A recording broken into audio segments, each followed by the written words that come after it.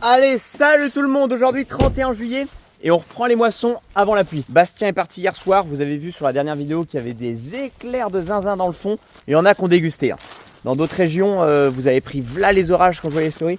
Nous on a eu de la chance, c'est pas tombé ici, mais c'est que partir aux mises. Ils annoncent des orages aujourd'hui, cet après-midi. Il fait déjà très chaud. On va essayer d'en faire quand même aujourd'hui. Du coup, on fait le plein de fioul, on souffle la batteuse et on y retourne. On va pas commencer la vidéo en se plaignant. Il y en a qui vont encore dire ouais, les agriculteurs, ils font que de se plaindre, gna gna gna. Et alors c'est typiquement français de se plaindre. Bah là, on bat une parcelle de 21 hectares. C'est tout ce qui nous reste pour la maison. Juste à côté du lin qu'on a fauché, qu'on a arraché l'autre coup. Et là, bah, il fait faner le lin. Il a fané. Il va rouillir avec les pluies. La batteuse est juste là-bas. Donc, on s'est arrêté hier soir qu'on a brûlé au convoyeur. On n'a même pas fait un tour. Donc, ouais, là, 21 hectares. Et puis après, bah, il nous reste chez Bruno 7 hectares. Et chez un autre client où il y a 14 hectares. Et ça, le matin, avant de partir, faut surtout pas les oublier parce que ça nous arrive des coups où tu pars le matin, tu reviens à la batteuse et tu dis oh merde, les clés, je les ai laissées à la maison. C'est souvent comme ça, on n'a pas l'habitude de retirer les clés forcément. Bon, pendant ce temps-là, chez Mathieu. Bonjour tout le monde, je viens de récupérer la botte chez Gilbert. Je m'en vais la souffler dans le champ là où Marco se situe en train de moissonner. Bon, pas encore, mais on va la souffler les deux machines en même temps. Et vers midi, je vais commencer à botteler chez Gilbert, continuer ce que j'ai pas terminé hier soir. Ah, mais t'es déjà sur 1. J'ouvre ça. Est-ce qu'il va démarrer le con? Tac, là je mets 5 secondes ou 10 secondes là-dessus. Sur le 1, tant qu'il y a un préchauffage, etc. Et après on essaye pour pas le louper. Et là faut pas le louper parce que si je loupe les amis c'est mort. Allez, c'est bon. Ça va démarrer normalement.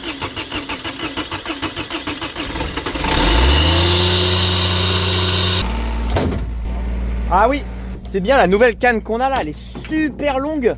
Donc il n'y a pas besoin de grimper à l'échelle ou quoi. Et j'arrive à faire par-dessus le réservoir de fuel très très bien. Parce qu'il y a plein de merde qui se dépose par-dessus le réservoir. Ça d'habitude on n'arrive pas à trop bien le faire. Là je le fais à la perfection.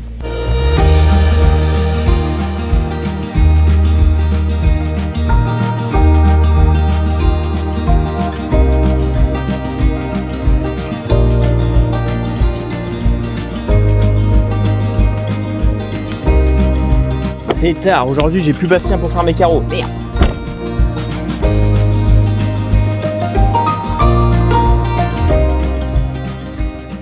C'est long hein. On va prendre la citerne et puis la verser comme ça. Ouais. Vas-y, porte la citerne, on la verse directement. Ouais, t'inquiète. Je suis là. Et puis il fait chaud. C'est la grande parcelle qu'on a là. C'est parti.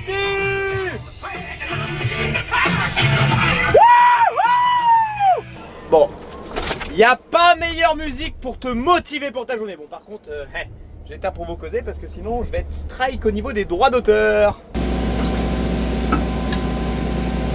Bah, j'ai chaud, moi je vous le dis, j'ai chaud.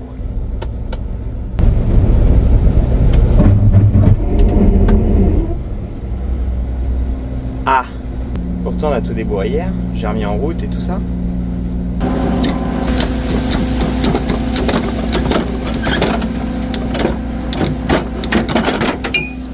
Bon, c'est bon, ça redémarre. J'ai débloqué ce qu'il y avait dans la trappe à cailloux. Bon, impeccable, tout fonctionne, mais j'ai quand même allé rouvrir la boîte à cailloux parce que j'entends que ça fait gling gling de cailloux qui se cassent. On va y arriver.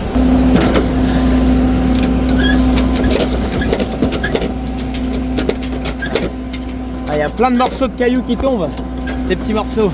Ça, la boîte à cailloux, mais du génie. Sur la Tucano, c'était pas accessible, puis tu l'ouvrais, tu devais te débourrer à la main, que là il y a un racloir que tu actionnes avec le levier. C'est génial. Allez, c'est le vrai départ et pas le faux cette fois-ci. Ça grogne moins qu'hier, Oh, hier là, cette heure-là, là, pas un bruit. Il y a le sifflement tout doux du batteur. Impeccable. Merde, ça filme à l'envers pour toi. Oh non! Bon bah elle veut pas démarrer, je vais devoir attendre. Putain, c'est chiant cette... Je sais pas pourquoi, à chaque fois ça fait ça, un coup ça démarre, un coup ça... On va attendre. Bon bah finalement j'ai pas pu souffler. Le souffleur, je sais pas pourquoi, parfois il se démarre comme ça, pas de souci au quart de tour.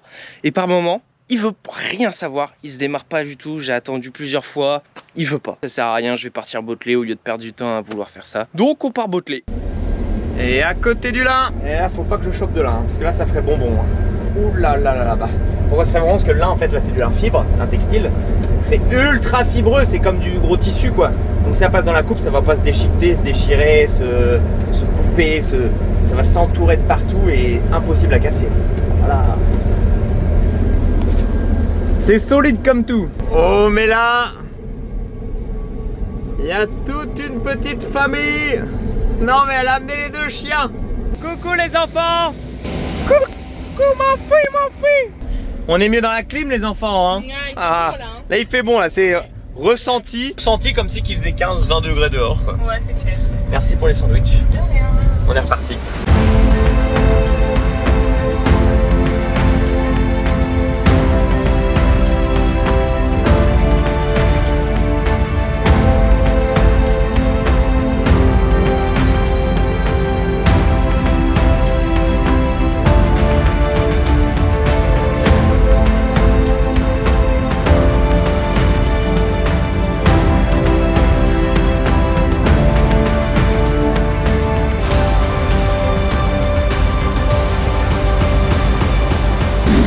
Bon, j'ai resserré mon batteur. Viens voir si c'est pas trop sale dans ma trémie parce que de resserrer le batteur, ça va créer beaucoup plus de friction, tout ça, ça va mieux battre. Mais par contre, ça peut faire passer à travers le contrebatteur beaucoup plus de déchets. Donc bon, là c'est pas le cas. Là j'ai du mal à trouver les réglages, ça se bat pas bien. Bah, dans mes variétés, j'ai un mélange de variétés. J'ai Chevignon, Guerfril, tout ça, puis j'ai Extase. Extase est une variété qui se bat pas si bien que ça. Bon, il y a toujours du grain forcément, mais là c'est tolérable, c'est beaucoup moins. Bon, là on va retester du coup une nouvelle boule. Savoir ce que ça dit. 11, c'est meilleur. 14, 13,5. Et B, comme hier, la courroie a vrillé. Je ne sais pas comment c'est possible. Je ne suis pas allé vite, rien. J'ai avancé en ligne droite et d'un coup, hop, pression de porte, plus rien. Il n'y a plus de pression de porte. Et là, je lève, je vois que ça fume un peu, bah forcément ça patine quoi. Est-ce que vous, ça vous arrive? Je me demande en fait si c'est moi qui fais une mauvaise manip, le con, j'en sais rien.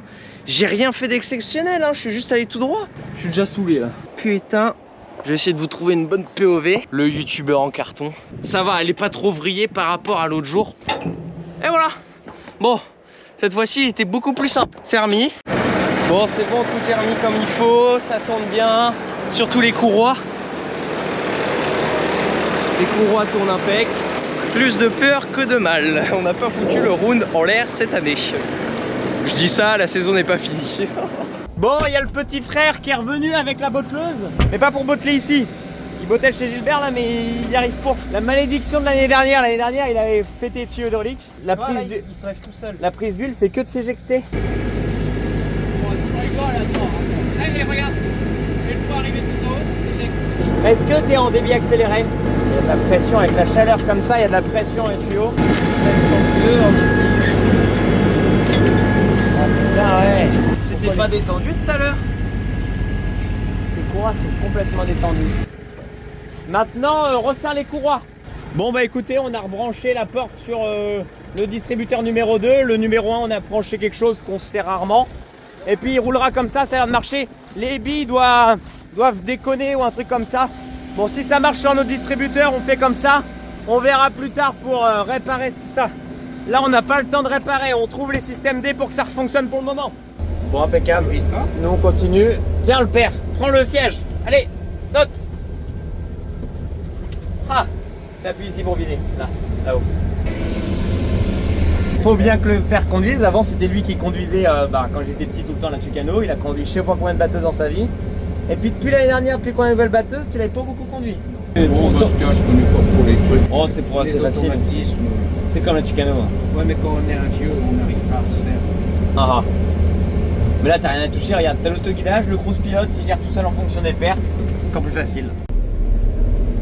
Bon, ça continue à battre.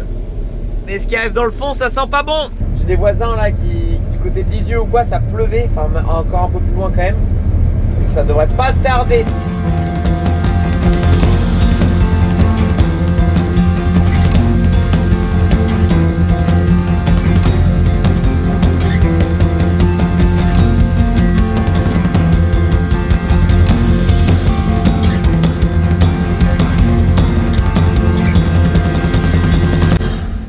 fait encore beau convoyeur là. Ça...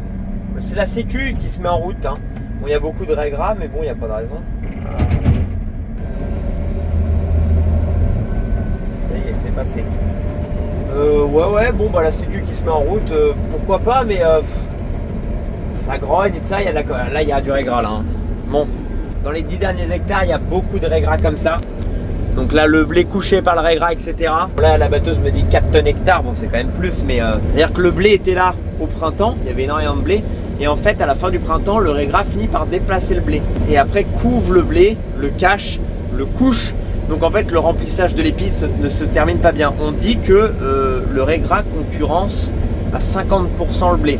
Quand je dis ça, c'est-à-dire qu'un pied de raies gras va pomper autant de nutriments dans le sol qu'un pied de blé. Si tu as autant de pieds de raies gras que de pieds de blé, ça te casse le rendement complet de ton blé. Donc là, on n'est pas si top que ça au niveau du raies gras. Parcelle très très sale ici. C'est une grosse parcelle, on a une grosse problématique raies gras depuis des années. L'année dernière, on a fait du colza dedans, il n'y avait pas un raies gras, parce que dans le colza, on arrive bien à gérer. On a ressemé du blé derrière le colza et c'est reparti en raies gras. Donc là, c'est du raies gras d'il y a 2-3 ans. On retrouve les culs de batteuse, mais de la Tucano du coup. Parce qu'il y a 2 ans, quand on avait récolté du blé là-dedans, c'était la Tucano. Et on retrouve tous les passages des andins quand on avait moissonné le blé avec la Tucano il y a 2 ans. Parce que l'année dernière, on a moissonné le colza avec cette batteuse, mais il n'y avait pas de raies gras dans le colza, donc on n'a pas ressemé avec les andins de paille. Vous avez compris quoi. Et du coup, quand c'est comme ça, bah, ça avance pas vite. Hein. Le temps de passer toute la quantité de fourrage, hein, ça représente un fourrage du coup énorme à passer dans la batteuse quand il y a autant de raies gras. Donc là, c'est embêtant. Puis de toute façon, ça m'étonnerait qu'on continue longtemps. C'est noir de partout, tout autour. À tout moment, on se prend un orage. On peut passer à côté, tout comme on peut passer à côté, comme ça m'étonnerait quand même. Ça m'étonnerait quand même qu'on ait autant de chance. On peut pas tout avoir. Là, clairement, en fait, il est 20h30. Le raies gras commence à grogner de zinzin dans le batteur. Il me reste 1 heure à pouvoir battre. Dans 1 heure, ça passe plus. Dans 1 heure, j'aurais pas fini le champ. Il me reste 4 hectares. Donc, tendu. Grogner, tu dis, ça me fait rire. Grogner. Un Ça grogne. Et finir la parcelle ce soir, c'est ce qui nous permettrait de finir les blés de toute façon 2024 demain. À voir, on se tient au courant. Ouais, on arrive sur la fin, mais regardez la quantité de raies gras, c'est couché et tout, le soleil est descendu, donc ça a du mal. Il me reste plus grand chose, faut finir.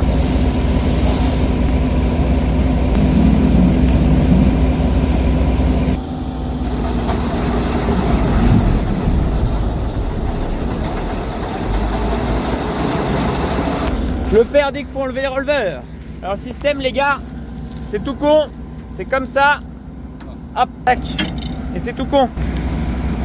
Le père dit que dans le raies gras, ça aide pas, que ça avale bien. Bon, je suis pas certain, mais de toute façon, les enlever, ça fera pas pire. Idée, mais est-ce que tu crois qu'on peut tout mettre On est au moment où le soleil se couche. Chaque minute passée, c'est les points d'humidité qui vont grimper et le raies gras, il passera de moins en moins bien.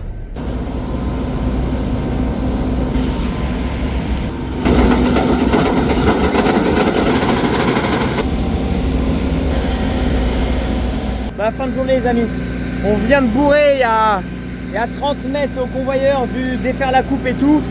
Bon, je me suis dit c'est un paquet ou quoi, puis là ça allait bien, ça avalait même de manière régulière, mais ça ressort du convoyeur, ça n'avale pas au batteur, c'est-à-dire que c'est renvoyé dans le batteur et ça ressort par devant, donc ça reprend, c'est que c'est, voilà, il nous manquait 20 minutes, le soleil est descendu, fin de chantier. Bon et on vient de s'organiser, on rentre, c'est ça, j'ai allumé les phares, ça passe plus dans la batteuse, c'est ça. C'est trop de raies gras. Et c'est pas au batteur que ça coince, hein, c'est au convoyeur. Ça recrache trop au convoyeur, puis ça finit par... c'est même pas la sécu de prise de force qui se met, c'est que la courroie le convoyeur s'arrête, les courroies patinent, donc ça sent la courroie dehors. Trop de raies gras chez moi pour faire du boulot. Frustrant sans être frustrant, parce que de base je pensais pas quand même en faire autant aujourd'hui, parce qu'on était censé avoir l'orage. Et frustrant parce que bah, là il nous restait littéralement 20 minutes, un quart d'heure à y aller. Alors, on aurait pu forcer, mais si c'était pour tous les 10 mètres, décrocher la coupe pour débourrer, enfin ça sert à rien. On finit pas chez nous ce soir. Après organisation, on s'est dit que demain, coûte que coûte, on abandonne le chantier d'ici. Demain matin, je viens direct, je prépare la batteuse, je l'emmène chez mes clients à 1 heure de route, je fais tous mes clients là-bas et je reviendrai me faire en dernier ici. C'est pas pour ce qui reste, On ne voit pas, et là en x1. Ah mais toi c'est mieux. Oh, le capteur x1, il est bien mieux. Tu veux voir? Ah oui, mais peut-être que toi avec ta lampe on te voit. Ah oui.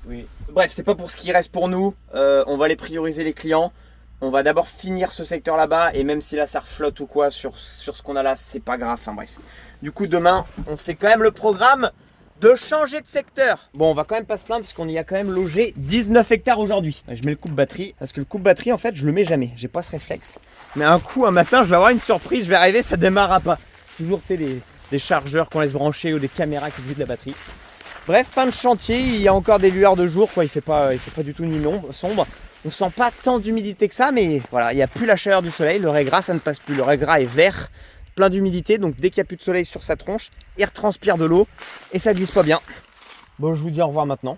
Nous on rentre. Merci d'avoir regardé les amis et à demain.